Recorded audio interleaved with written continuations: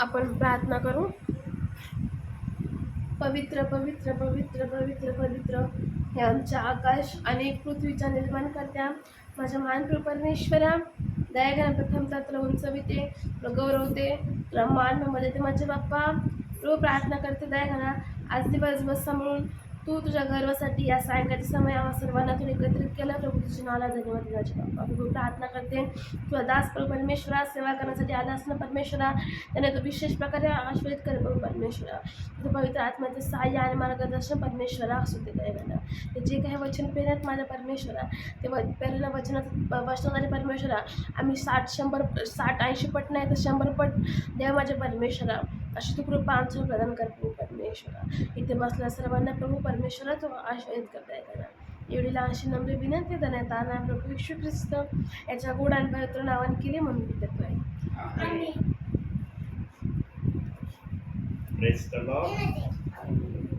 प्रभूच्या नावाला धन्यवाद देतो. प्रियांनो, देव बाप्पाने ही सुंदरशी वेळ दिली. प्रियांनो,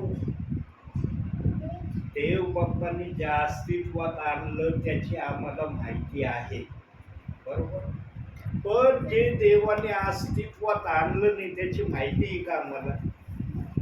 जे आम्हाला माहीत झालेलं आहे किंवा ऐकलेलं आहे त्याचं आपण सांगू शकतो. देवाच्या नजरेमध्ये, देवाच्या विचारामध्ये एवढंच अस्तित्व देवाने ठेवलं होतं का आपलं? जे आम्हाला माहीत झालंय, जिथपर्यंत माहिती झालंय ज्याला, तेवढंच अस्तित्व देवाजवळ आहे का? त्याच्या पुढे अस्तित्व देवाजवळ नाही का? आहे ना. देव बाप्पाने ते का प्रगट नाही केलं? आता जे आपल्याला माहीत झालंय ते आपण बोलतो की देव असा आहे वगैरे वगैरे, जे काय असेल ते. पण देवाचं अस्तित्व एवढंच मर्यादित आहे का? त्याच्या पुढे अस्तित्व नाही देवाला. देवाने काही गोष्टी का आम्हाला दाखवल्या नाही? काही गोष्टी देव बाप्पाने आपल्या मनामध्ये का ठेवल्या? बघूया जरा, काढूया वचने. नीतिसूत्रे 25 अध्याय 2 वचन.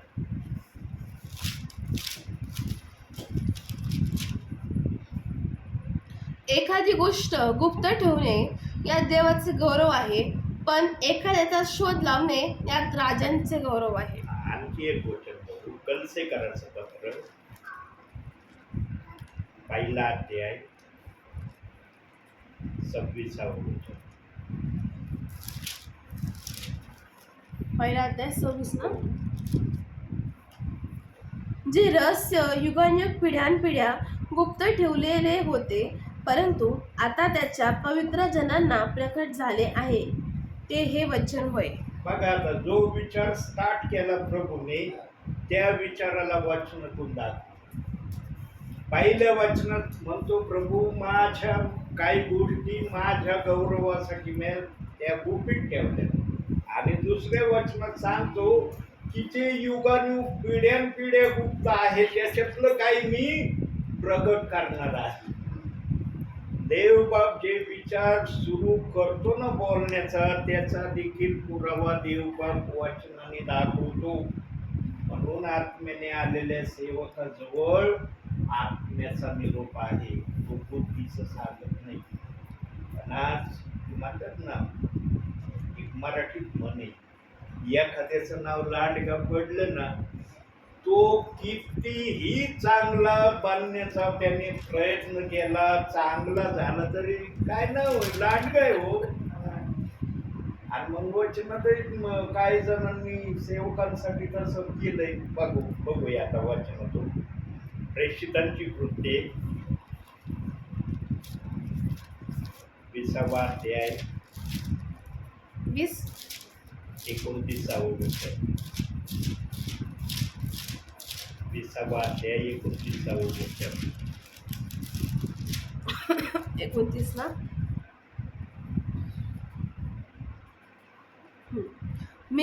मी गेल्यावर कळपाची दयामया न करणारे क्रूर रांडगे तुम्हामध्ये शिरतील, हे मी जाणून आहे. बघा, सेवक सेवकांच्या मुखामध्ये ना कोणतं वचन असो अथवा नसो, हे वचन कायम नाही. आणि या वचनाचा उपयोग कोणासाठी आहे? कोणासाठी या वचनाचा उपयोग? हे वचन जे वापर दिलंय ना, हे वचन विशिष्ट लोकांनाच वापरतात. ते सगळेच वापरतात असं नाही, आणि कुणी वापरीत नाही असं नाही. ज्यांना हे वापरायचं ते वापरल्याशिवाय राहत नाही. आणि ज्यांच्या मनात देवाची थोडीफार प्रीती आहे ना, भय आहे ना, त्यांना वचन माहीत असून ते दाखवित नाही. पण बहुसंख्य जण हे वचन दाखवतात, आणि हे वचन ना मला जास्त करून सेवकांनी दाखवलं. माझ्या समोर दाखवलं, मला विश्वासणाऱ्यांच्या समवेत दाखवलं. कधीही देवाचा आत्मा कधी कोणाला पाडण्याविषयी बोलत नाही. देव पाडलेल्यांना उभं करतो, देव तुटलेल्याला जोडितो. देव तुटलेला आहे त्याला आणखी जोडित नाही. देवाचा आत्मा कधीच एखाद्याला निराश करणारे संदेश देत नाही, खिन्न होणारे भाषा बोलत नाही. पण ज्यांच्या जवळ आज्ञान असतं ना, जो आत्म्याच्या प्रेरणेने सेवा करणारा असतो ना, त्याला ताबडतोब कळतं सेवकाचं हे आज्ञेने. आणि ज्यांनी मला हे वचन दाखवलं ना लांडग्याविषयी, आणि लांडग्याविषयी वचन कोणाला दाखवलं जातं? प्रेषित 2:38 वचनाच्या प्रमाणावर जे सेवा करतात त्यांना दाखवलं जातं. प्रियांनो, देव बाप्पाने आपलं अस्तित्व सर्वांसाठी एक समान ठेवलंय. असं अस्तित्व ठेवलंय का याला थोडं द्यायचं, याला जादा द्यायचं, याला मध्यम द्यायचं, असं अस्तित्व देतो देव बाप. जे त्याची सेवा करतात त्यांना. बघा देवाचा एक शब्द आणखी बोलू. स्तोत्र संहिता 113 पहिलं वचन बघा. 113 पहिलं ना? पहिलं वचन 113. परमेश्वराचे स्तवन करा, परमेश्वराचे सेवक हो, तुम्ही त्याचे स्तवन करा, परमेश्वराच्या नामाचे स्तवन करा. दुसरं वचन. इथून पुढे सर्व काळ परमेश्वराच्या नावाचा धन्यवाद हो. तिसरं. सूर्याच्या उगवतेपासून मावळतीपर्यंत परमेश्वराचे नाव स्तवनीय आहे. उगवतीपासून मावळतीपर्यंत. मग हे नाव त्याने कुणाला थोडं दिलंय, कुणाला जादा दिलंय, कुणाला मध्यम दिलंय का? देवबाप ज्याला देतो ते असं देतो का? हा ज्यांनी जसं जमा केलं असेल तसं त्याच्या जवळ आहे. देवाची इच्छा असते माझ्या लेकराने 100 पट घ्यावं, पण 100 पटासाठी तेवढे श्रम नाही करावे लागतील. 60 पट जर घ्यायचं तर 60 पटा एवढं करावं लागल. आणि कमीत कमी ती सवय राहायचं असलं तर तेवढं श्रमच घ्यावं लागतील. आणि जर तुम्हाला 30ही घ्यायचं नसलं, मग तुम्ही कुठले देवाची लोक आहेत? म्हणून वचनात सांगितलं ज्याच्या जवळ आहे त्याला दिलं जाईल, ज्याच्या जवळ नाही त्याच्या जवळ जे आहे म्हणतो माझं आहे ते काढून घे. देव बाप 30च्या खाली असणाऱ्यांची देव बाप्पाला एवढी ओळख नाही बरं का. लक्षात घ्या तुम्ही काय ऐकता. 30च्या खाली ज्यांच्या जवळ जे काय आहे ना, देव बाप्पाची त्यांची ओळख नाही. मग त्यांची जागा तिथं आहे. कुठं? अंगणात. त्या अंगणासाठी राखून ठेवलेले, स्पेशली अंगणात जाणार आहेत ते. कारण ज्याने देवाचं काही मिळवलंच नाही. देवाने 3 टप्प्यामध्ये विश्वासणाऱ्याने माझं राज्य प्राप्त करावं हे देव बाप्पाने वचनात सांगितलंय. 30 पट, 60 पट, 100 पट. सांगा या 3 टप्प्यापैकी एकाही टप्प्यात एखादा विश्वासणारा नाही, त्याला म्हणता येईल का मी स्वर्गात जाईल? मग बोलतो प्रभू काय म्हणला, विश्वास ठेवशील तर देवाचं गौरव पाहशील. ठीक आहे, देवबाप बोलला विश्वास ठेवशील तर देवाचं गौरव पाहशील. पण देवबाप हे नाही ना म्हणला विश्वास ठेवून तू काहीच मिळवू नको माझं, असं वचनच नाही. तो म्हणला प्राप्त करीत राहाय. म्हणून जेव्हा 3 जणांना प्रभूंनी देणग्या दिल्या, एकाला 5 दिले, एकाला 2 दिले, एकाला 1 दिले, 5,000, 2,000, 1,000. 1,000 वारलेला आशीर्वाद दिला का देव बाप्पांनी? का नाही दिला? कारण त्याने ते मातीत पुरून ठेवलं. तो म्हणला प्रभूचा राग लय भयानक आहे, करडा राग आहे. मी जर याच्यातला 1 रुपया खर्च केला आणि कमी जर प्रभूला दिसलं, प्रभू म्हणजे याच्यातलं कशाला खर्च केलं? घेतलं असं मातीत पुरलं. आणि प्रभूला म्हणला प्रभू तुम्ही दिलं तसं मी मातीत पुरलं आहे बघा, हे तुमचं घ्या. प्रभू खुश झाला का त्या व्यक्तीवर? प्रभू म्हणला हे कुणाला जर मी दिलं असतं तर त्यांनी त्याच्यावर धंदा केला असता आणि त्याचे 1चे 2 केले असते. तू तर जसं घेतलं तसं पुरलं. मग त्याला सांगितलं याला उचला, जिथं दात खाणे रडणी चलते तिथं टाका याला. आता या दाखल्या, या वाक्यावरून, या गोष्टीवरून काही जण डायरेक्ट म्हणतात बघा प्रभू काय म्हणला, जिथं दात खाणं रडणं चलतं म्हणजे नरकात टाकलं जाईल. संदेश विपरीत कधी करू नये. इथं जी भाषा देव बाप्पा बोलला ना, ज्याच्याजवळ विश्वासच नसणार तो नरकात जाणार आहे. ज्याच्याजवळ थोडा बहुत विश्वास येतो जाईल का नरका? म्हणून प्रभू म्हणतो ज्याच्याजवळ 30% खाली ना, त्याला माझ्या नावाची फक्त ओळख आहे, पण त्यांनी काही जमा केलेलं नाही. म्हणून मी सांगत असतो की 1 अध्याय वाचत जा. 1 अध्याय वाचणे मागं ना देव बाप्पाचा आशय आहे, माझा आशय नाही. विश्वास करे म्हणून नाही ना, आम्हाला ते एलिएझर पवारांनी सांगितलं 1 अध्याय वाचा म्हणून वाचतो ना, तो वाचलं कसं? काही एलिएझर पगारी तुम्हाला घेणार आहे काय स्वर्गात? एलिएझर पगारीच्या नावाने तिथे चालणार आहे का काही? यातून सेवकाला जी पण प्रेरणा देवबाप देतो ना, त्याच्या मागं पण देवबाप कारण देतो. म्हणून पाहिलं शब्द काय आला की देवाचं अस्तित्व एवढंच आहे का जेवढं आम्हाला माहीत झालं? त्याच्या पलीकड देवाजवळ अस्तित्व नाही का? तर तुम्ही म्हणले हो आहे. देवबापाने ते प्रगट केलं नाही, मग वचन दाखवले. बघा 2 प्रकारचे वचन त्याच्यासाठी प्रभूने दाखवले. यानो देवाजवळ एवढा शारीरिक खजिना आणि आत्मिक खजिना आहे ज्याची कल्पना आम्हाला करणं शक्य नाही. देव बाप्पाजवळ विचार पण एवढे आहेत जेवढा आम्ही विचार करणार नाही त्याच्या पुढचे विचार देव बाप्पाजवळ आहे. आणि देव बाप्पाजवळ आत्मिक खजिना पण तेवढा आहे जेवढा आम्ही विचार करू शकणार नाही. देव बाप्पाकडे सगळं आहे म्हणून तो सार्वभौम आहे.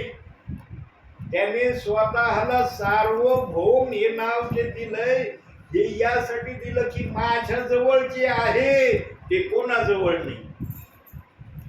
आणि त्याने जे त्याच्या नावावर विश्वास ठेवणारे आहेत त्यांना थोडं भोर देण्याचं ठरवलं. आज 100पैकी 100 मिळवणारे किती प्रियजन आहे. देवाचं राज्य 100पैकी 100 प्राप्त करणारी. मागील संदेशात मी सांगितलं होतं 100पैकी 100 कोणाजवळ आहे.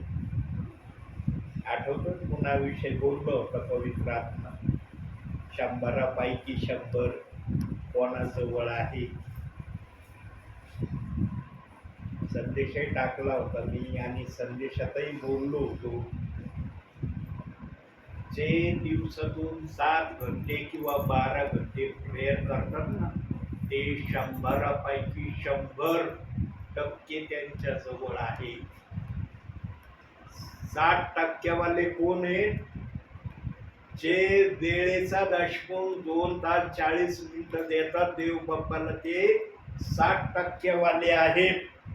आणि जे 1 अध्याय वाचून प्रामाणिकपणे त्याप्रमाणे वागण्याचा प्रयत्न करतात ते 30% आहे. मागील संदेशात देव बाप्पाने माझ्याकडून पवित्र आत्मेतून हे सांगून घेतलंय. देव बाप्पाला ज्या गोष्टी अंतिम समयात आपल्या विश्वासणाऱ्यांना आशीर्वाद मिळण्यासाठी योग्य आहे, याचा अर्थ असं नाही की हे तुम्हाला माहिती नव्हतं. तुम्हाला याची कल्पना असेलच. काही काही सेवक एवढे एवढे घंटे प्रार्थना करतात, काही सेवक वेळेचा दशमन देतात, काही जण बायबल वाचतात, एवढी तर तुम्हाला माहिती होती. पण याची कारण काय आहेत हे नव्हते माहिती. हे कारण 30%, 60%, 100% कारण अशा प्रकारे देव बाप्पांनी दिले. म्हणून प्रियांनो, अंतिम समयामध्ये होईल तेवढं कमीत कमी वेळेचा दशमूल देणारे नियोजन तरी बना. वेळेचा दशमूल तुम्ही देऊ शकता प्रियांनो. तुम्ही जर ठरवलं ना मला देवाला उंच करायचं, काही अवघड नाही तुमच्यासाठी. फक्त काय करावं लागणार आहे माहिती का तुम्हाला? एवढी जर तयारी तुम्ही ठेवली ना, तुमच्याकडून निश्चित होईल. काय करण्याची गरज आहे? फक्त झळ खावा लागत तुम्हाला. कारण वेळ द्यायचा म्हणल्यावरती तर थांबावं लागणार आहे. 2 तास 40 मिनिटं थांबवचं लागणार आहे. तिथं हलगर्जीपणा चालणार नाही. 5 मिनिटं बसतो, 10 मिनिटं फिरून येतो. हा दशमोश नाही प्रभू मागत. प्रभूच्या सानिध्यात बसले ना तर एवढा वेळ घालवायचा. मग ते बायबल वाचनात घालवा, प्रार्थनेत घालवा, तुमच्यावर येते. या दोनच प्रक्रिया दशमंशामध्ये उपयोगात येतात. आज्ञापालन कृतीने करावं लागतं. एक तर बायबल वाचण्यामध्ये एवढा वेळ खर्च करा किंवा प्रार्थनेमध्ये वेळ खर्च करा. आणि जे याच्यापेक्षा अधिक वेळ देऊन प्रार्थना करतात ते 100मध्ये. आणि जे केवळ एक अध्याय, जसं देवबाप मला सुचवतो की विश्वासणाऱ्यांना एक अध्याय वाचण्याची आज्ञा दे, ते 30% आहे. यांनो, देवाची इच्छा नाही की माझ्या विश्वासणाऱ्याने माझ्या वचनापासून दूर राहावं. म्हणून कमीत कमी एक वचन जर तुम्ही दिवसभरात वाचलं ना, एक वचन जरी वाचलं ना, तर ते एक वचन एक अध्यायासारखं देवबाप समजतो. पण आम्ही एवढं कंजूस नाही. करू का मी कंजूस? एवढे नाही. एकच वचन वाचेल बस. कुठे झाले दास म्हणले एक वचन वाचलं, एक अध्याय झाला. कशाला एक अध्याय वाचू? आपल्या मनाला एवढं कंजूस देवाच्या वाचनासाठी करू नका. एक अध्याय वाचण्यासाठी तरी वेळ कमीत कमी काढीचा. जर अधिक आशीर्वाद तुम्हाला हवे असतील तर देवबाप्पाने सांगितले आज अधिक आशीर्वाद मिळवण्यासाठी काय करायचं. ज्याला देवाची ओढ लागते ना, तो आपल्या जीवाला झीज खायला सुरुवात करतो. आज सांगा, 12 तास प्रेयर करणारी व्यक्ती सोपं नाही. 12 तास प्रेयर करतो. ते टप्प्याटप्प्याने केली तरी चालते. असं नाही की बसून तर 12 घंटेच प्रार्थना करायची, असं त्याचा अर्थ नाही. बरं, फक्त वेळेच्या दशमंशाची सक्ती आहे. बसले ना तर 2 तास 40 मिनिटं वेळ द्यावा लागेल ना. तर तुम्ही 24 तासात कधी 10 मिनिटं करणार, कधी 15 मिनिटं करणार, कधी 20 मिनिटं करणार. हा माझ्या अशी काउंटिंग मी झालं ना 2 तास 40 मिनिटं. असं नाही चालत त्याला. 2 तास 40 मिनिटाच्या वरवाले जे ना, त्यांनी जर 6 तास 5 तास कंटिन्यू करून 2 ते 3 वेळेमध्ये 12 तास वेळ दिला ना, देवबाप ग्राह्य धरतो.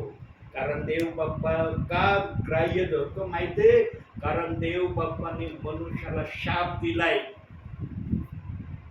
शाप आडवा येतो म्हणून मनुष्य एकसारखं 12 घंटे बसू शकत नाही.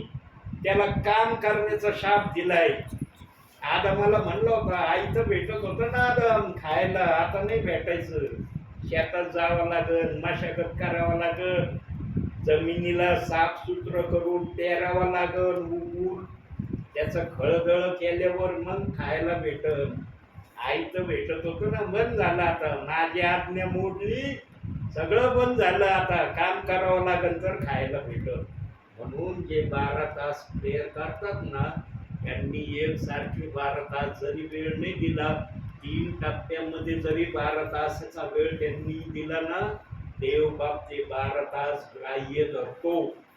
पण वेळेचा दशमांशाला 2 तास 40 मिनिटं बसावंच लागल.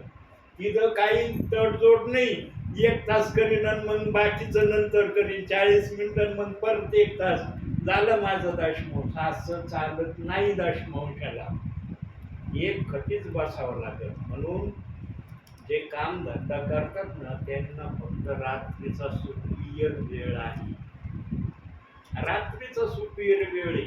शांततेच्या माहोलमध्ये टाइम लावायचं, डोळे बंद करायचं, देव बाप्पाला रिक्वेस्ट करायचं, देव बाप्पा 2 तास 40 मिनिटं झाल्यावर माझे डोळे उघड, किंवा 2 तास 40 मिनिटापर्यंत मला बायबल वाचण्यामध्ये ठेव. तुमच्यावर आहे, तुम्हाला 2 तास 40 मिनिटाचा वेळ बायबल वाचण्यात द्यायचा का प्रार्थनेत द्यायचा. पण तो दशमांश अशा प्रकारेच ग्राह्य होतो. तिथं नाही असं थांबून नाही चालणार. बघा, आज मागच्या वेळेला कोणत्या विषयात देवबाप बोलत होता, आज कोणत्या विषयात बोलत आहे. धनसंपत्ती अंतिम समयात तरी साठ होणारे प्रियजन बना. जगाच्या गोष्टीसाठी लय झळा खाल्ल्या तुम्ही, जीवाचं रान केलं तुम्ही जगातल्या गोष्टी प्राप्त करण्यासाठी. तसं देवाच्या गोष्टी प्राप्त करण्यासाठी रात्रीच्या वेळेस आपल्या शरीराला थोड्याशा झळा द्या, थोडस आपल्या शरीराला तकलीफ द्या, त्याचं प्रतिफळ वरती फार मोठं भेटल. थोडीशी आपली झोप मारा प्रभूसाठी. प्रभूसाठी जर मारली ना झोप, तर त्याचा आशीर्वाद भेटल. प्रभूसाठी असलं तर, इतर कामासाठी झोप मारली ना, मला नाही माहिती मग काय होतं. प्रभूसाठी मारली तर आशीर्वाद आहे, इतर गोष्टीसाठी मारल्यावर प्रभूला माहित आहे काय करायचं. ज्याने आम्हाला खरेदी केलंय ना, त्या खरेदी करणाऱ्याला पण वाटलं पाहिजे, खरंच याला खरेदी करून माझा फायदा झाला. आता दुसऱ्या भाषेत एखाद्याने जर टीव्ही संच खरेदी केला, टीव्ही संच जर खरेदी केला, तो नुसता मिठाडीला लावण्यासाठी खरेदी करतो का? आणल्यापासून नुसता लावलाय, त्याचं काही बघितलंच नाही, त्याचा काही उपयोगच केला नाही. काय उपयोग आहे त्या तो टीव्ही संच त्यांच्यासाठी खरेदी करण्यामध्ये? फक्त जागा बदली झाली, तिथून इथं आलाय घरात. असं होईल ना. आपण जर टीव्ही संचाचा उपयोगच केला नाही तर आपल्याला फायदा आहे का त्या टीव्हीचा काही? म्हणून आपण जी पण वस्तू खरेदी करतो ना, पहिलं ठरवतो ते मी खरेदी करू राहिलोय, याचा मला काय उपयोग करायचा. मग त्याच्यामध्ये उपयोग करण्याचे अनेक माध्यम आहेत.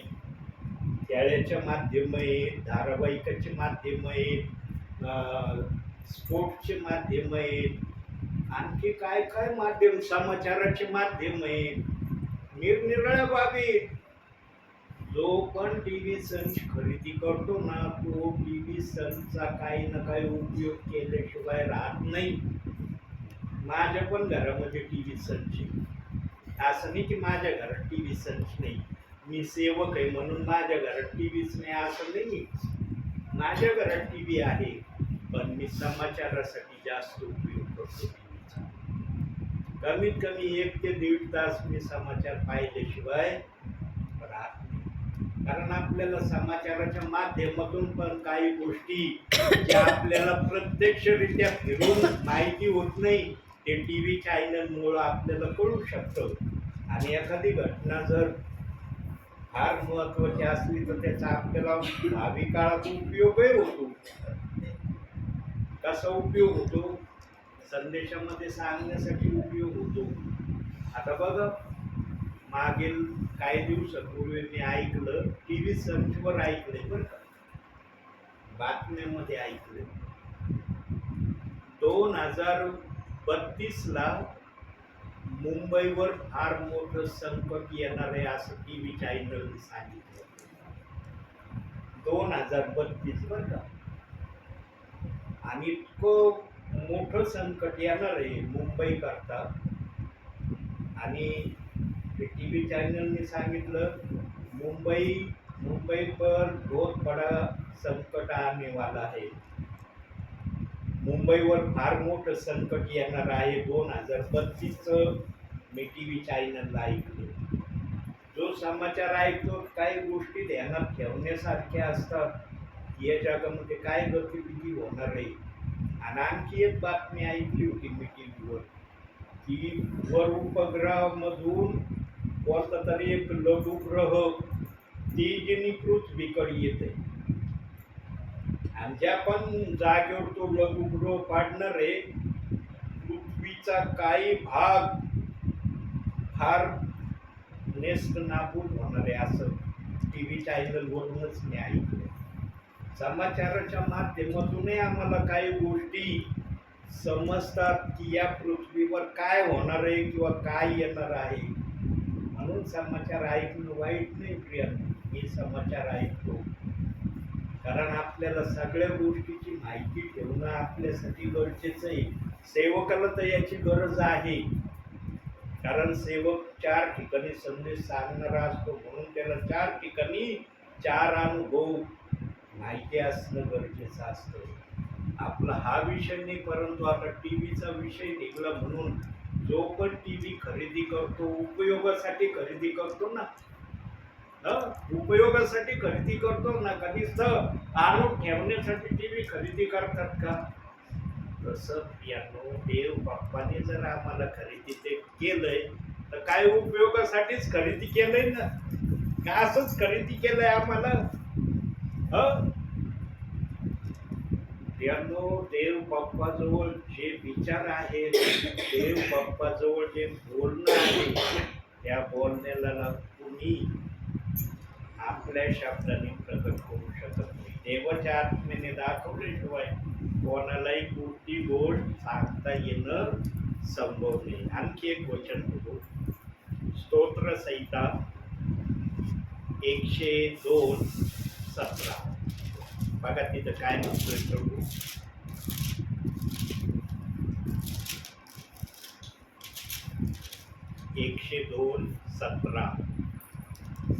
त्याने निराश्रितीच्या प्रार्थनेकडे लक्ष दिले आहे.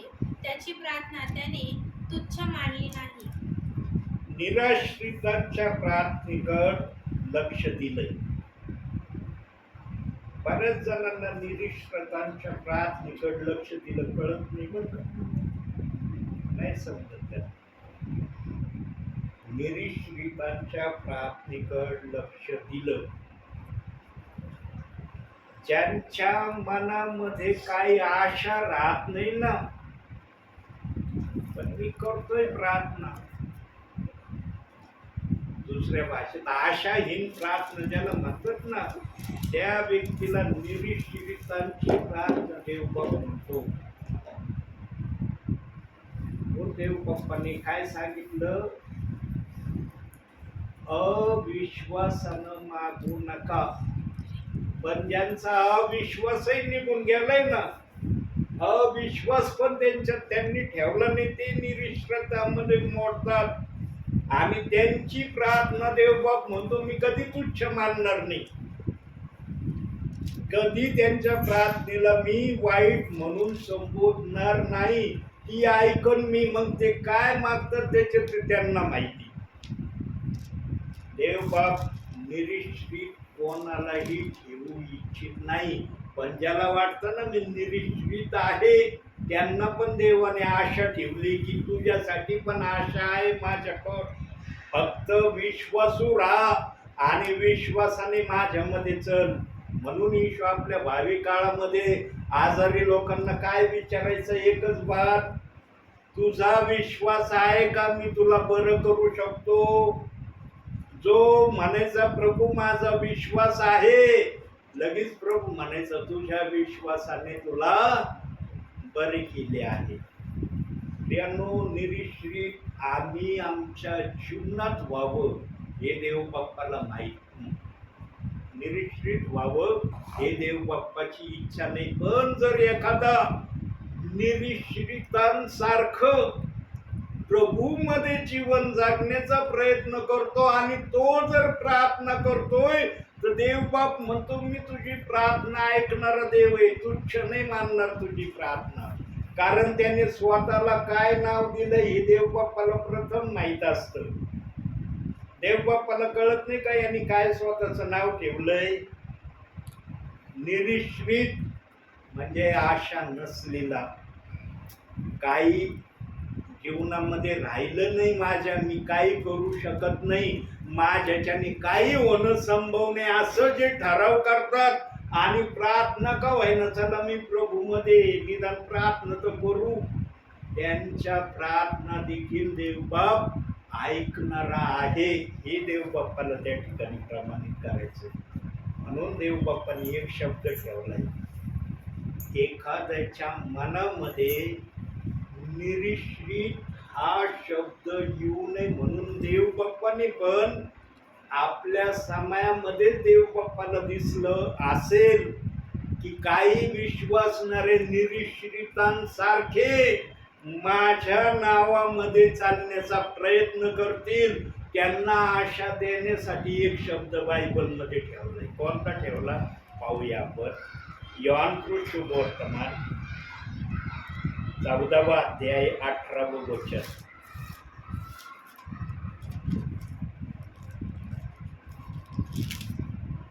मी तुम्हाला अनाथ असे सोडणार नाही, मी तुम्हाकडे येईल. हा शब्द त्यांच्यासाठी आशेसाठी ठेवला. मी तुम्हाला अनाथ असे सोडणार नाही, मी तुम्हाकडे येईल. किती आमचा प्रभू आमची काळजी वाहणार आहे. ज्याने खरेदी केलंय ना, टेम्पररी खरेदी केलेलं नाही, आम्हाला परमनंटली खरेदी केलंय. आणि परमनंटली ज्यांना खरेदी केलंय ना प्रभूनी, त्या परमनंटली खरेदी करणाऱ्यांना पण देवबाप्पाने एक आशा ठेवली त्यांच्याकडं.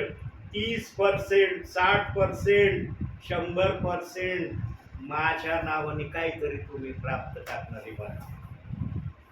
काय जण नुसतं बस ठेवलाय विश्वास, जाईन मी स्वर्गात. बायबलमध्ये दुसरी भाषा देवबाप बोललाय. बघूया आपण याकोबाचं पत्र 2रा अध्याय 19वे वचन. याकोब 2रा अध्याय 19वे वचन. एकच देव आहे असा विश्वास तू धरतोस काय? ते बरे करीतोस. बुधही तसाच विश्वास धरतात व थरथर कापतात. भूत पण विश्वास ठेवतात देवबाप. तुम्ही विश्वास ठेवता असं नाही. भूतांना देखील माझं भय आहे, ते देखील माझ्या भयाला ओळखतात, पण त्यांची एकच कमजोरी आहे, ते थरथर कापतात. त्यांच्यामध्ये थरथरी आहे का? कारण त्यांच्यामध्ये ती कॅपॅसिटी नाही जी कॅपॅसिटी मनुष्यामध्ये देवबाप्पाने ठेवली. आपण थरथर कापतो का विश्वास ठेवलो? पाहिलं का कोणता विश्वासणार आहे तो असा थरथर कापतो एकसारखा. हा त्याला जर दुष्ट आत्म्याने पकडलं तर तेव्हा तो थरथर कापतो, तो भाग वेगळा आहे. पण विश्वास ठेवणारा कधी थरथर कापतो का? आता तुम्ही बसला एवढी कापतात का थरथर? तुम्ही म्हणू शकता का नाही ब्रदर आम्ही थरथर कापतोच ना? जर इथं प्रार्थनेला बसलो तर आमच्या अंगाचा थरथर थरथर काप सुरू झालाय म्हणतात का तुम्ही? नाही म्हणत ना. का म्हणत नाही? कारण आम्ही देवाच्या प्रतिरूपाचे आहोत, प्रभू समान आम्ही आहोत, म्हणून आमच्यामध्ये तो गुण नाही. भूतांमध्ये ती क्वालिटी नाही म्हणून ते थरथर कापतात. आता आमचा विश्वास आम्हाला कसा बनवायचा आहे आपण ठरवायचं. आम्हाला कोणत्या विश्वासात राहायचंय? आम्ही प्रभूसाठी काय प्राप्त केलं तर आम्ही प्रभूला आनंद देणार आहे. आम्ही प्रभूच्या सांगण्याप्रमाणे नाही केलं तर आम्ही कोणते समजून घ्या. तुम्ही समजण्यासाठी देवबाप्पाने तुम्हाला दिली बुद्धी. तुम्ही कोण एक मग यानो? देवबाप कधीही रिकाम्या पात्राला पसंत करत नाही बरं का. कधीच देवबाप रिकाम्या पात्राला पसंत करत नाही. म्हणून त्याला तहान लागती ना, तो पण पाणी असणारे विहिरीतच पावरं टाकीतो. तो पण रिकाम्या आडात कधी पावरं टाकीत नाही. त्याला माहित आहे रिकाम्या आडात किती पावरे टाकले मला काय मिळणार नाही. जर शारीरिक माणसाला रिकाम्या आडाचं समजतं, तर ज्या प्रभूने आम्हाला खरेदी केलं त्याला पण काय आमच्याकडून वाटत असेल का नसन. आज विश्वासणारे ना प्रभूची भावना काही ठिकाणी समजायला तयार नाही. आता प्रभूच्या येण्याची वेळ आलेली आहे. आता तरी आम्ही झोपेतून उठलेल्यासारखं बनावं. बघा, जो पण व्यक्ती रात्रीचा झोपतो ना, त्याला कोणत्याही वेळेला जाग येऊ द्या, 4 वाजता जाग येऊ द्या, 5 वाजता जाग येऊ द्या, पण झोपेतून उठलेला असला पाहिजे. जागा व्यक्ती नाही बरं का, जाग्या व्यक्तीचं प्रभू नाही सांगत. झोपेतून भला तो 1 तास का होईना झोपलेला असला ना, ते मान्य आहे प्रभूला. जो झोपेतून उठतो ना, त्याला कमीत कमी 4 ते 5 मिनिटं एकदम फ्रेश वाटत. का फ्रेश वाटत माहिती का त्याला 4 ते 5 मिनिटं फ्रेश वाटण्याचं कारण काय असतं माहिती का. त्याच्या डोक्यामध्ये जेवढे विचार बिंगत असतात ना, किंवा विचार तो करत असतो, सांगितलं जरी नाही पण मनामध्ये विचार चाललेले असतात. कुठले विचार असतात ते सगळे विचार मनुष्याचे झोपेमध्ये थांबले जातात. झोपेमध्ये कोणताही विश्वासणारा असो या कुणी असो कधी विचार करत नाही बरं का. मनुष्याला फक्त विचार कधी येत नाही, झोपेत असल्यावर येत नाही. म्हणून झोपेतून उठल्यावर लगेच एखादं म्हणतो मला लय फ्रेश वाटतं. जरा 5 मिनिटाचा वेळ झाला की मग सुरू होतं, अरे मला हे करायचंय, मला ते करायचंय, मला असं आहे, माझं तसं आहे. ही प्रक्रिया नंतर सुरू होती. म्हणून प्रियांनो, झोपेतून जर तुम्ही उठले आणि देव बाप्पाचा हालेलुया प्रेज द लॉर्ड हे शब्द जर उच्चारले, देव बाप्पाला कसं वाटत? चांगलं वाटन का वाईट वाटन? किती जण करते असं? तुमच्यापैकी किती जण करते? एक, बस एकच जण करते. आजपासून लक्षात ठेवा हा शब्द आणि विसरू नका. काही देवाचे शब्द विसरण्यासाठी नसतात प्रियांनो. रेग्युलर केलं ना, कधी ना कधी त्याचं प्रत्युत्तर देवबाप तुम्हाला देईल. झोपेतून उठले ना, एक वेळ हालेलुया प्रेज द लॉर्ड एवढे जरी बोलले ना तुम्ही, बघा तुमचा तो दिवस कसा जातो देवाच्या नावाने. मग नंतर तुम्हाला काय प्रार्थना करायची असेल जरूर करा. प्रार्थनेला प्रभू हरकत घेत नाही की देवबाप म्हणत नाही एवढं बोललं म्हणजे प्रार्थना नका करू, असं देवाचं म्हणणं नाही. पण झोपेतून उठल्याबरोबर एवढे 2 शब्द म्हणा तुम्ही. मी म्हणतोय ना, मला अनुभव याचा, मी कशाला सांगू माझा अनुभव. तुम्हाला देवबाप काय अनुभव देतं ते तुमच्या जवळ राहू द्या. यांनो, आम्ही एकमेकाला चांगल्या विचाराची देवाणघेवाण करणारे बनावं असं बायबल शिकवतं. आता मला देव बाप्पाने झोपेतून उठल्यावर हालेलुया प्रेज द लॉर्ड मी म्हणतो मला काय भेटतं मला माहित आहे. आता जे मला भेटतं ते इतरांना तसंच भेटणं असं थोडी आहे. देवबाप इतरांना वेगळ्या प्रकारे देईल. तो मनाचा मालक, मनाचा राजा आहे, त्याला जसं द्यायचं तसं देईल. विशेष करून हे शब्द तुम्ही उच्चारले पाहिजे माहिती का. विशेष करून हे शब्द हालेलुया प्रेज द लॉर्ड जे आजारामध्ये आहेत, संकटात आहेत, प्रॉब्लेममध्ये आहेत, कर्जामध्ये आहेत, टेन्शनमध्ये आहेत, अशा प्रियजनांत झोपेतून उठल्याबरोबर हे 2च शब्द उच्चारावे. यांनो, असहाय्य संकटांना आमचा प्रभू दूर करणारा आहे. तुम्ही काही करा ना त्याच्यासाठी, तो तुमच्यासाठी काय करतो बघा.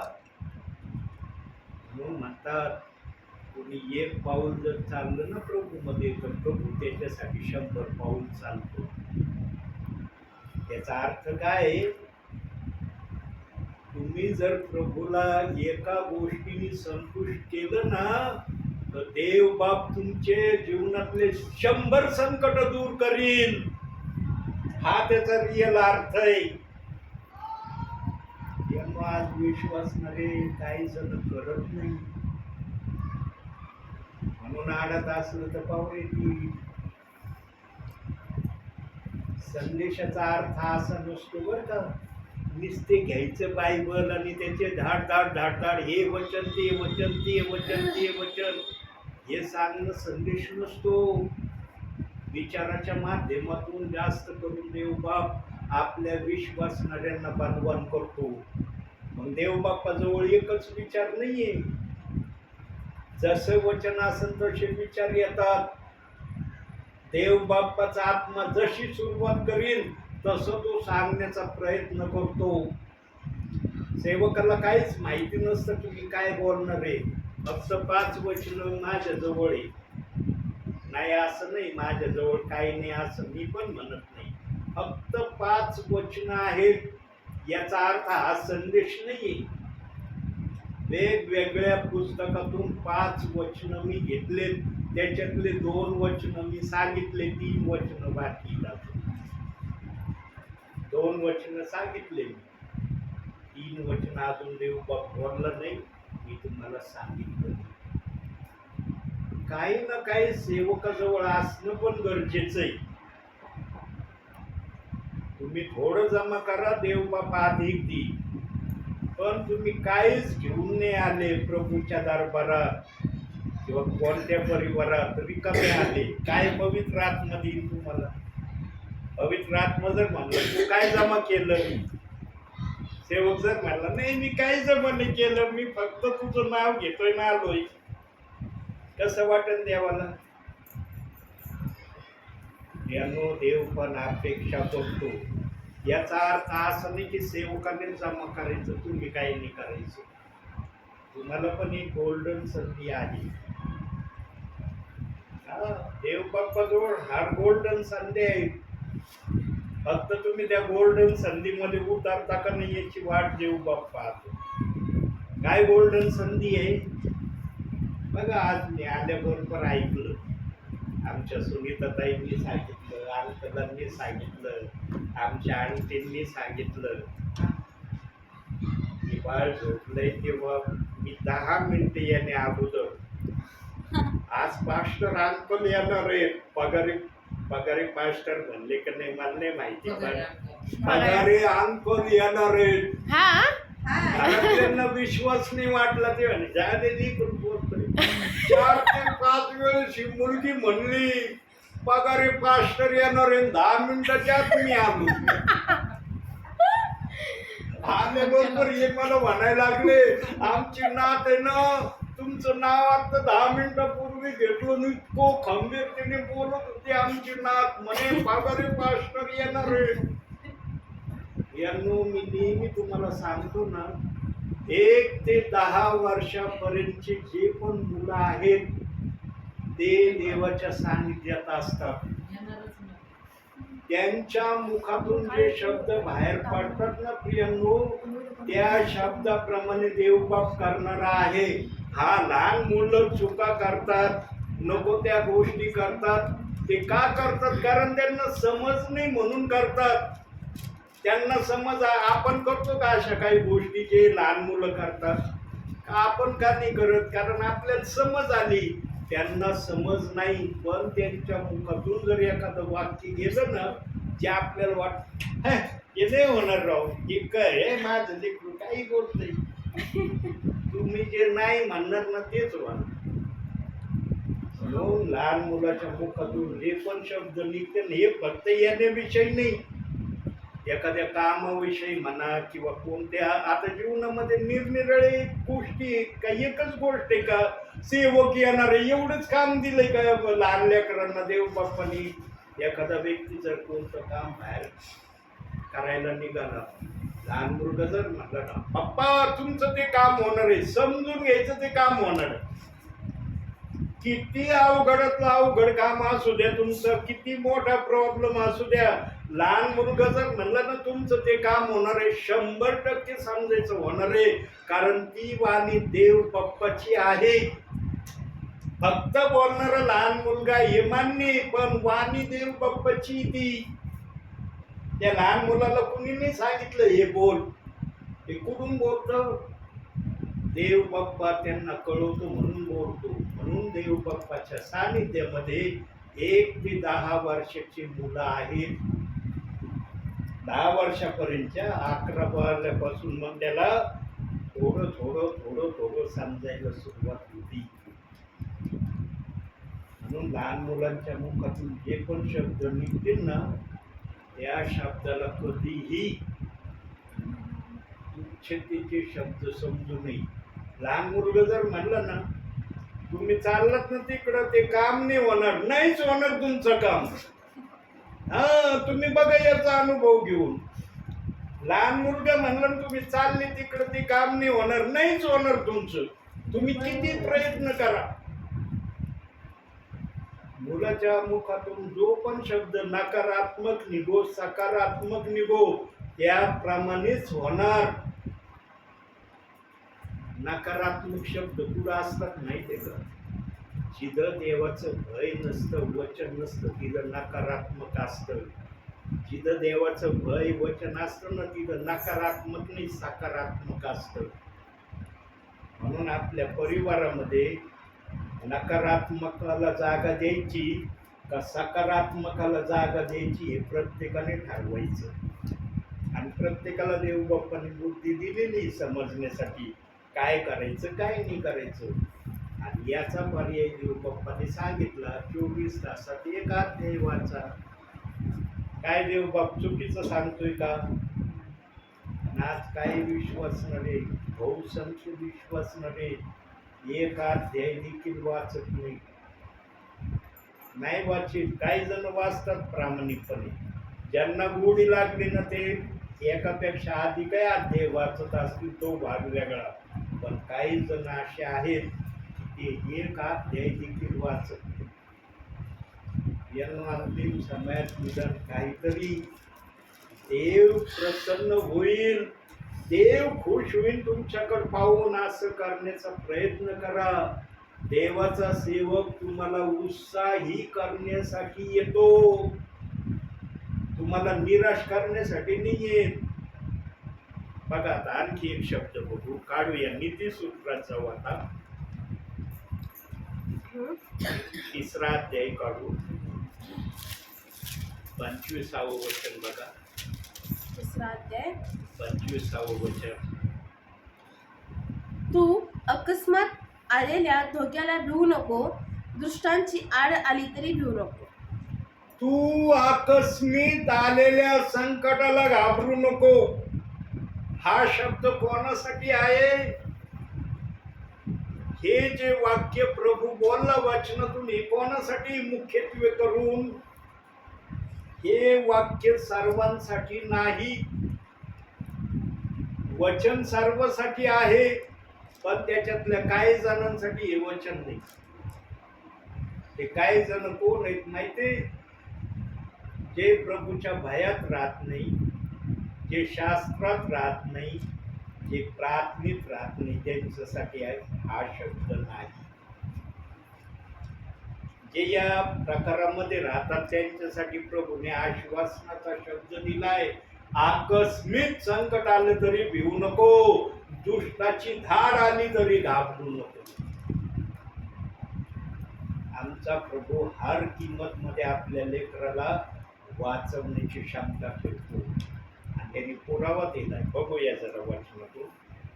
योहान शुभ वर्तमान 10वा अध्याय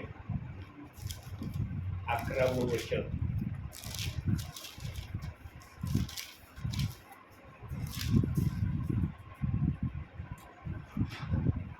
मीच उत्तम मेंढपाळ आहे, उत्तम मेंढपाळ मेंढरांकरिता आपला प्राण देतो. हे प्रमाण आहे त्या मेंढपाळाचं. जो उत्तम मेंढपाळ असतो ना, तो उत्तमातलं उत्तम उत्तमाला देतो. उत्तमच बनवतो जो त्याच्याकडे येतो, त्याला उत्तम नाही बनवितो. आणि जो उत्तम बनतो तो निराश राहील का? म्हणून शब्द आला, आकस्मिक संकट जरी आलं, आकस्मिक धाड जरी आली तरी घाबरू नको. तुझं काही वाईट होणार नाही, तुझं चांगलंच होणार. देवाने आपलं वचन ठेवलंय ना बायबल मध्ये, त्याला सांगण्यासाठी आत्माच पाहिजे तर ते सांगता येईल. तर वचन तर कुणी वाचील.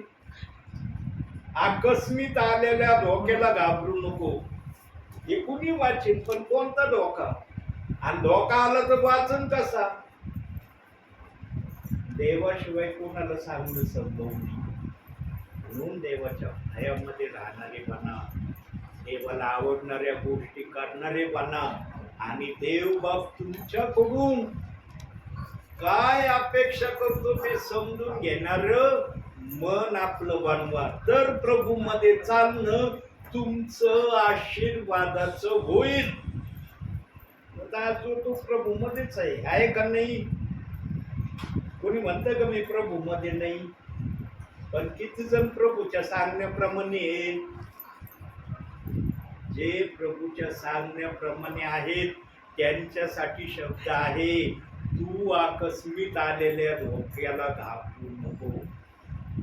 किती आमचा प्रभू चांगला आहे, किती आमचं मन प्रज्वलित करणारा आहे, किती आमचं धैर्य वाढवणारा आहे, आमच्या मनाला प्रसन्नता देणारा आहे आमचा प्रभू.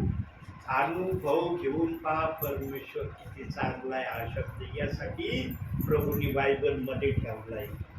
जे पण वाक्य, जे पण शब्द आहेत ना, ते आमच्या उन्नतीसाठी आहेत. आम्हाला भावी जीवनामध्ये आम्ही चांगले देवाचे बनावे म्हणून आहे. आणखी पुढचा एक शब्द बघू, नीतिसूत्राचा जाऊ आपण. 15वा अध्याय काढू, 33वे वचन.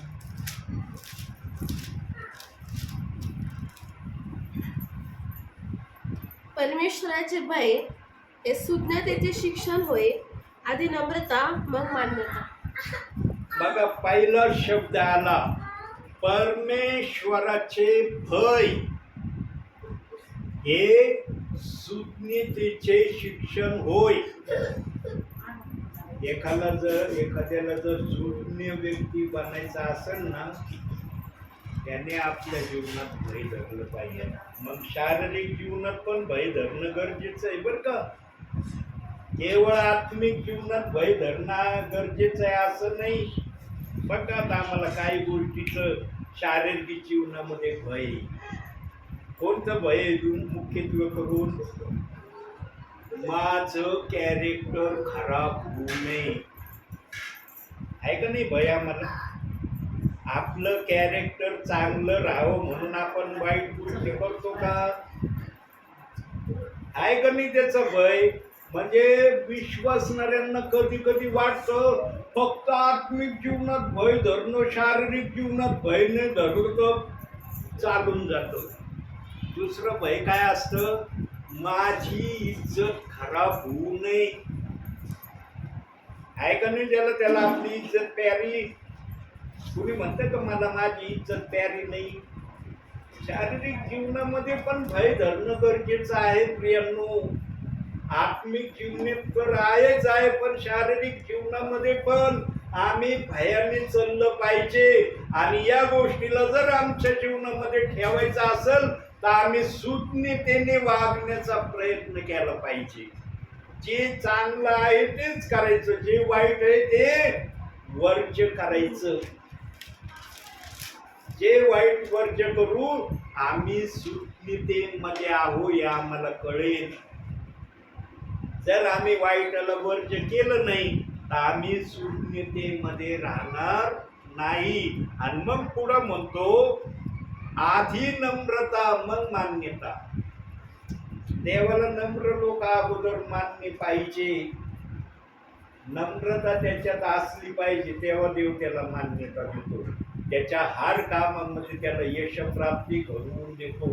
त्याच्यामध्ये नम्रता नाही ना, तुमचे काम यशस्वी होतील याची शाश्वती ठेवू नका. ते आधार तरी ठेवा मग. झालं तर होईल, आता नाही होणार असं समजा. पण नम्रतेने करायला गेले ना, खात्रीलाय देवबाप शब्द देतो, तुझ्या कार्यामध्ये तुला यशप्राप्तीच होईल. तुला तोटा नाही होणार तुझ्या कार्यामध्ये. म्हणून प्रियांनो, देवाच्या वचनामध्ये राहण्यासारखा आनंदाचा क्षण कोणताही नाही. आज बघा काही काही सेवक घंटे प्रार्थना करतात. का करतात? घंटे प्रार्थना? कारण देव बाप्पांनी त्यांना त्यांचं महत्व कळू दिलं म्हणून करतात ते घंटे प्रार्थना. 7-7 घंटे, कमीत कमी 12 घंट्यापर्यंत, आजच्या समयापर्यंत काही सेवक, काही विश्वासणारे प्रार्थना करतात. का करतात? देव बाप्पांनी त्यांना त्याची महत्व, त्याची समज समजू दिली.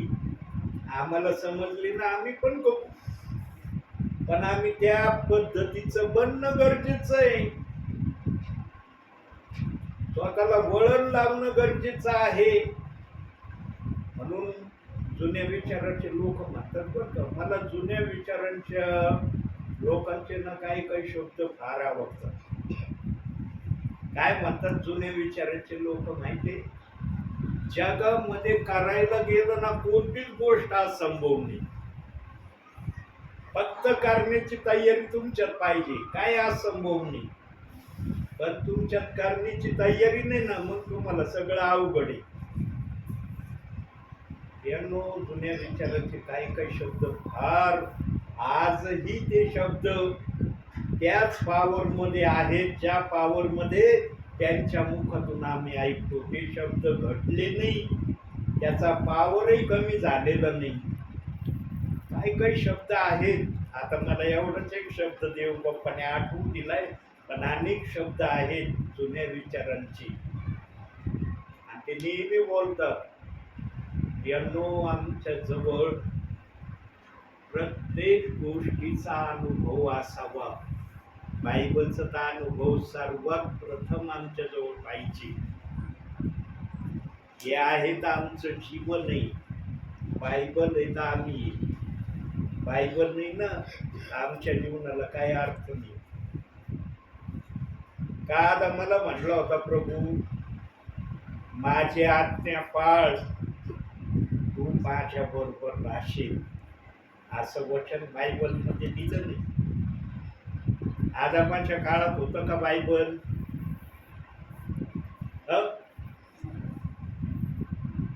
देव बाप्पाने बायबल लिहिलेलं असेल, पण आदामाच्या हातात बायबल होतं का? फक्त शब्दाची आज्ञा दिली होती, आणि एकच आज्ञा दिली देव बाप्पानी.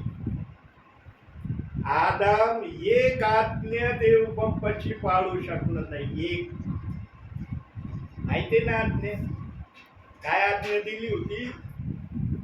बागेतल्या सगळ्या झाडांची फळं खा, बागेमध्ये मध्य बागेचे झाड आहे त्याचं फळ खाऊ नको, त्याच्या जवळ जाऊ नको, त्याला शिवू नको.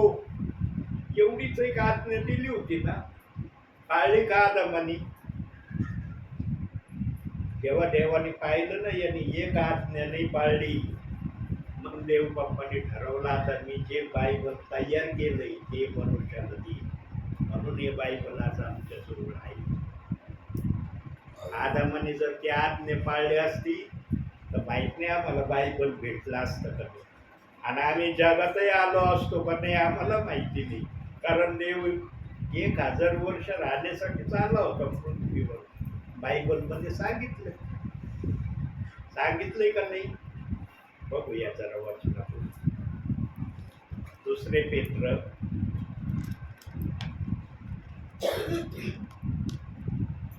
3 अध्याय 8 वचन.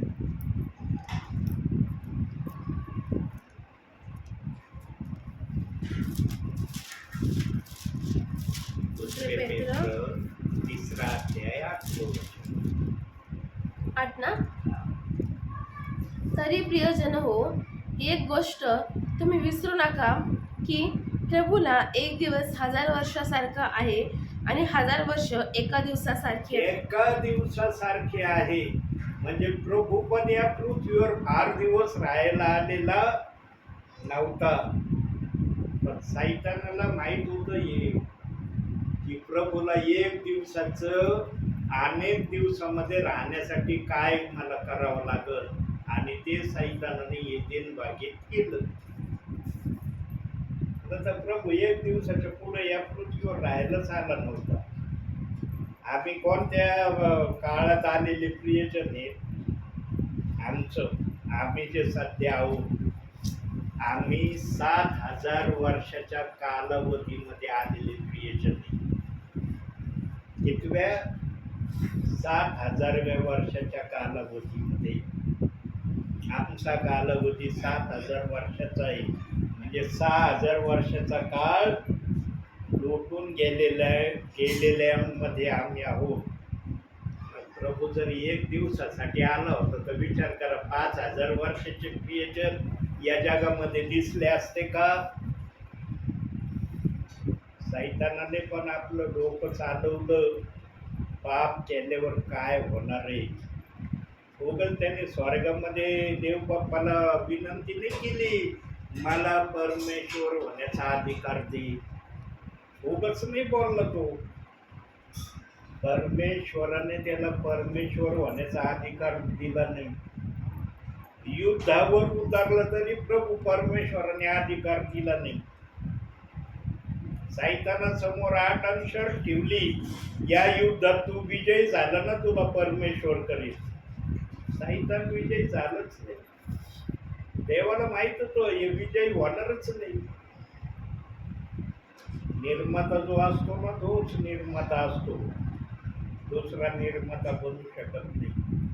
प्रभू परमेश्वराने सगळं बनवलं होतं ना, शब्दाने, कृतीने.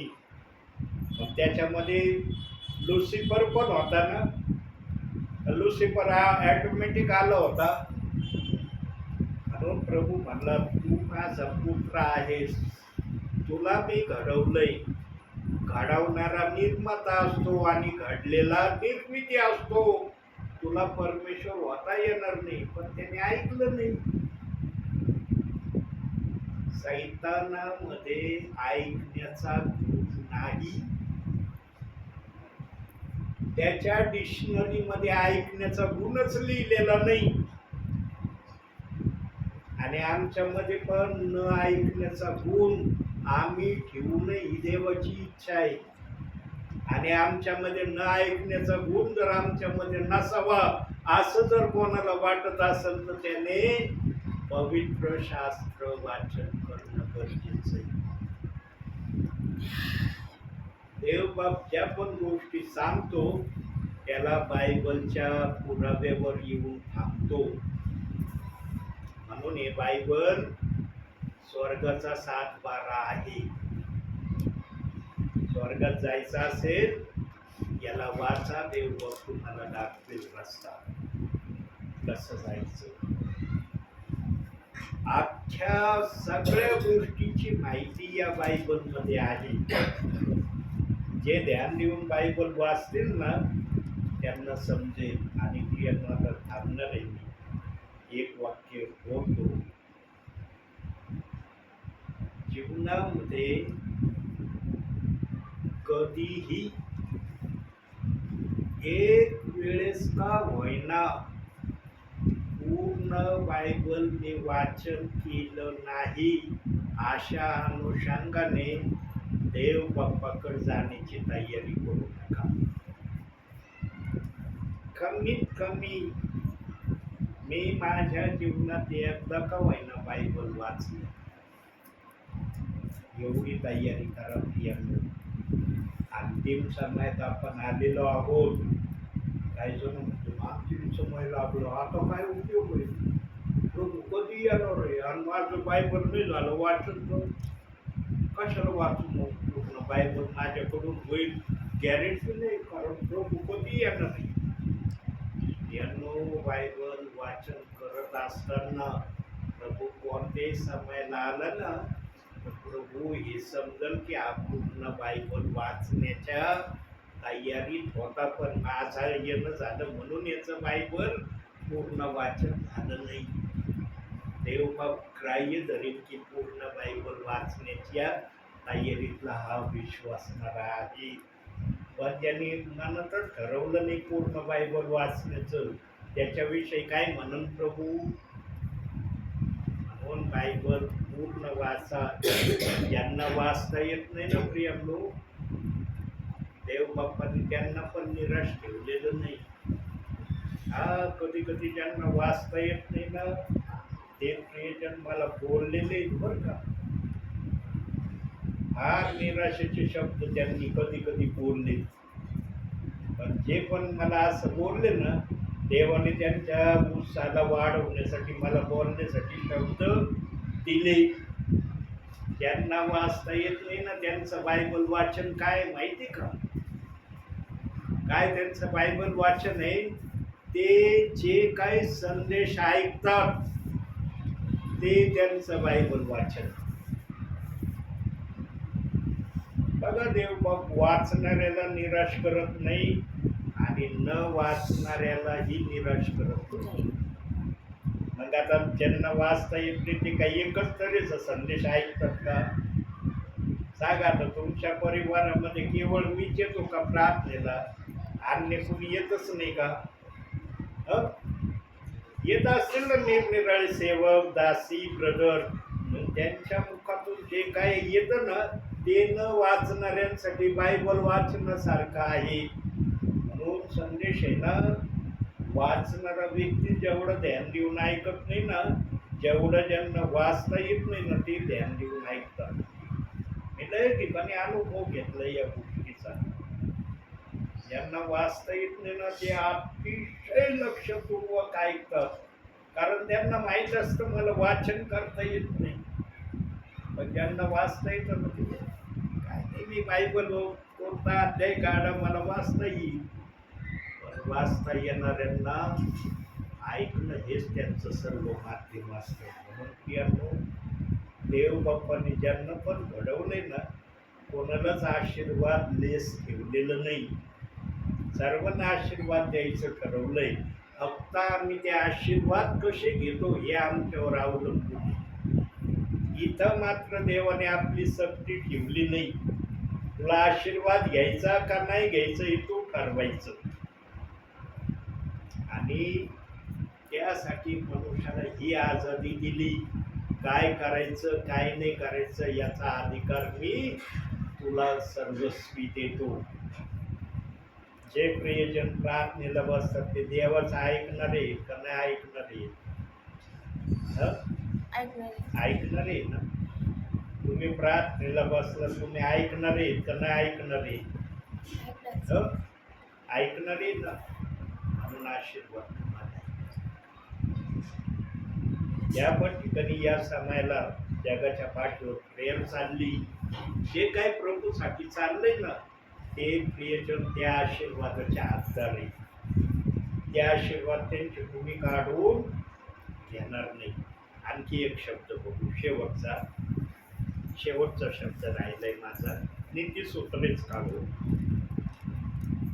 16वा अध्याय 7वं वचन. 1 ते 2 मिनिटात हे सांगतो, डोळे बंद करा. मनुष्याचे मार्ग परमेश्वराला आवडले म्हणजे तो त्याच्या शत्रूसहित त्याच्याशी समेट कराव्यास लावतो.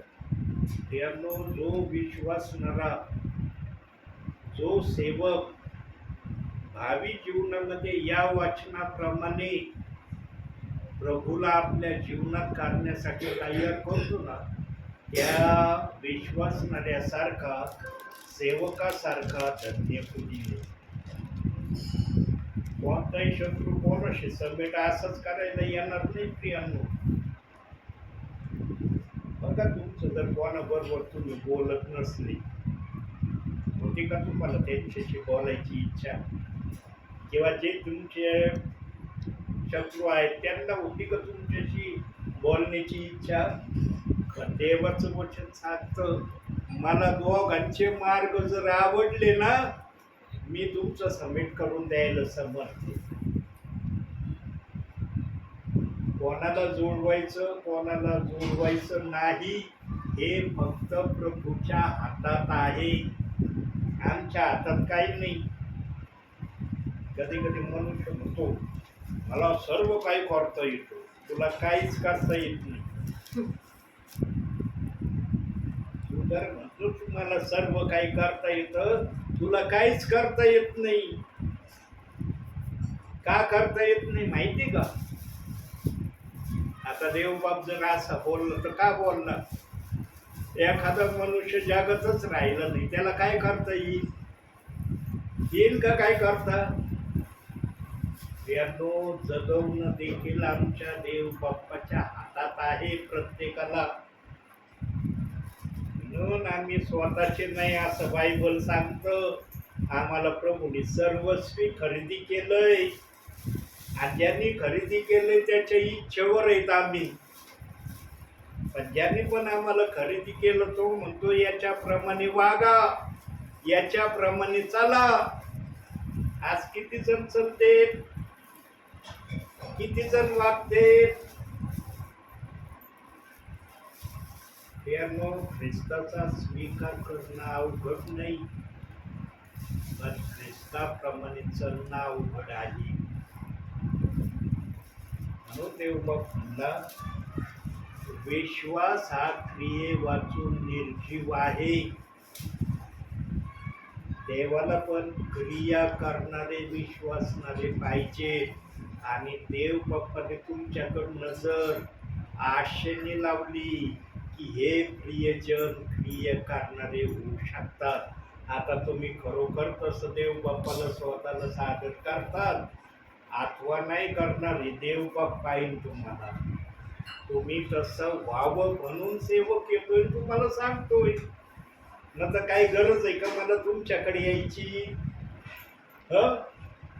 तुम्ही प्रभूमध्ये, मी प्रभूमध्ये. तुम्ही प्रार्थना करता, मी प्रार्थना करतो. तुम्ही चर्चला जाता, मी चर्चला जातो. काय अंतर आहे आपल्यात? आहे का काय अंतर? देवाला सर्वांची काळजी म्हणून सेवकांना वेगळ्या वाटेने प्रभूंनी तयार केलंय. आज सेवकाचा आदर सत्कार तुम्ही करता. का करता? कारण बायबलने तशी आज्ञा दिली. सेवकाचा आदर म्हणजे माझा आदर आहे. आज किती जण सेवकाचा आदर करतात?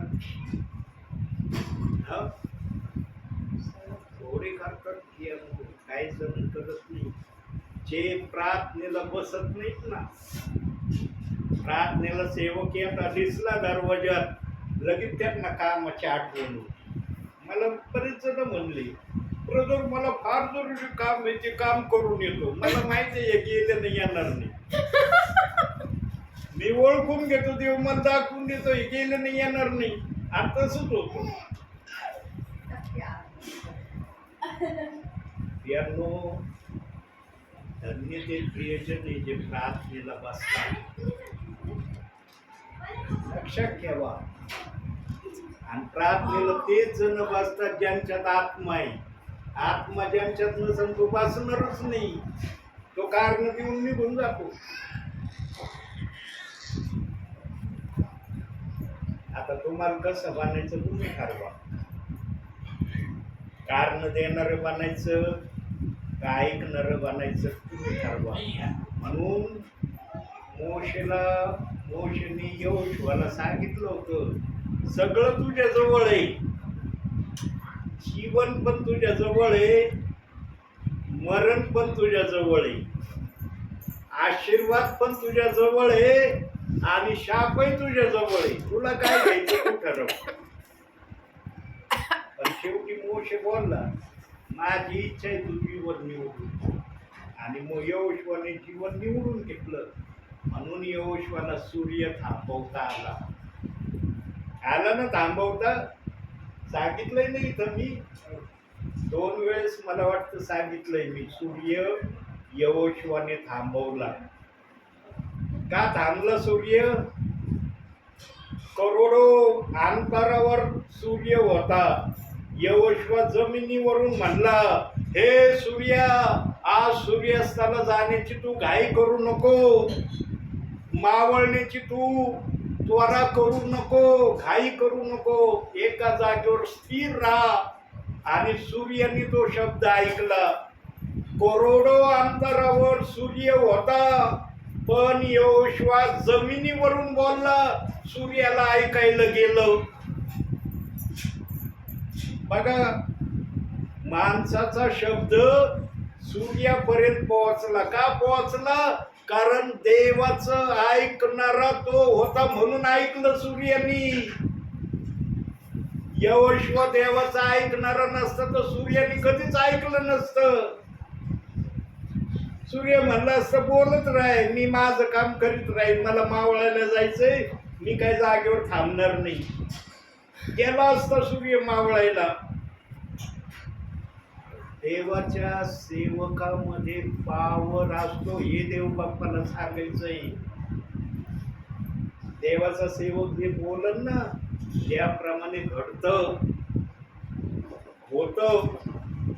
त्यावेळेला यहोशुआ राजा होता. त्या राजाने सूर्याला विनंती केली आणि सूर्याने ती विनंती ऐकली. आता एवढी एक वचन बघायचं, हे वचन वाचू आपण, डोळे बंद करायचे. यहोशुआचं पुस्तक 10वा अध्याय, अनुवादानंतर यहोशुआ.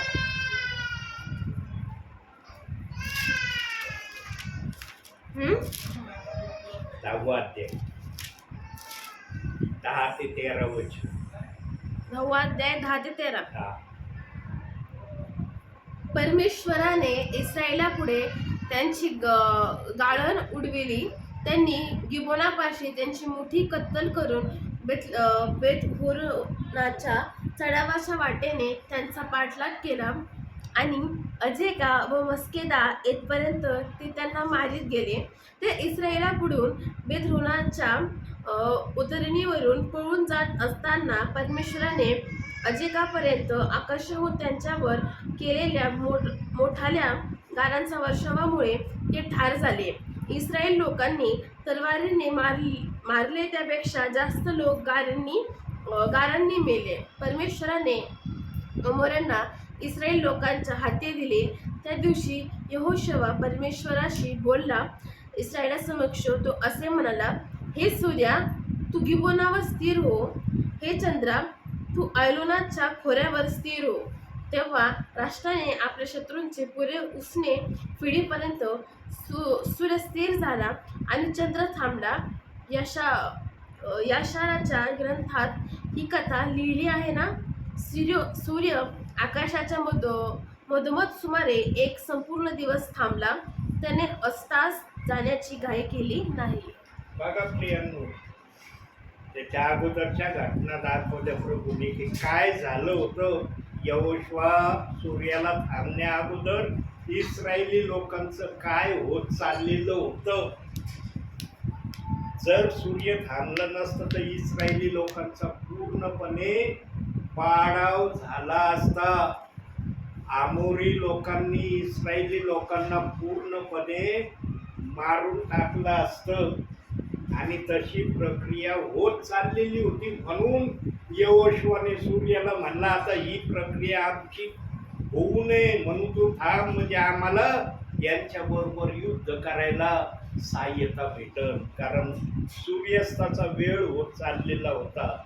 यांनो, देवाच्या सेवकाने अडचणीमध्ये मग ते कशाही प्रकारची कुणासाठी काही अडचणीसाठी प्रार्थना केली ना, देव बाप्ती प्रार्थना ऐकतो. पण विश्वासणाऱ्यांनी तसा विश्वास ठेवणं गरजेचं आहे. हे त्या वाचलेल्या वचनातून देवबाप आपल्याला या समाज शिकवतो. कारण देवाचं वचन वेगवेगळ्या मार्गातून आपल्या विश्वासणाऱ्याला आपलं विचार सांगायला समर्थ आहे, जो सेवक समर्थ नाही. वचनाचा एकच अर्थ नसतो, अरे गिबोनात सूर्य थांबवलो बस एवढीच प्रक्रिया. याच्या मागे अनेक तऱ्हेने देवबाप आपल्या विश्वासणाऱ्यांना सांगू शकतो. हे देवबापाला यातून काढवायचंय. म्हणून आजच्या छोट्याशा संदेशातून देवबाप तुम्हाला आणि मला भरपूर आणि भरपूर आशीर्वाद देऊ. आमेन.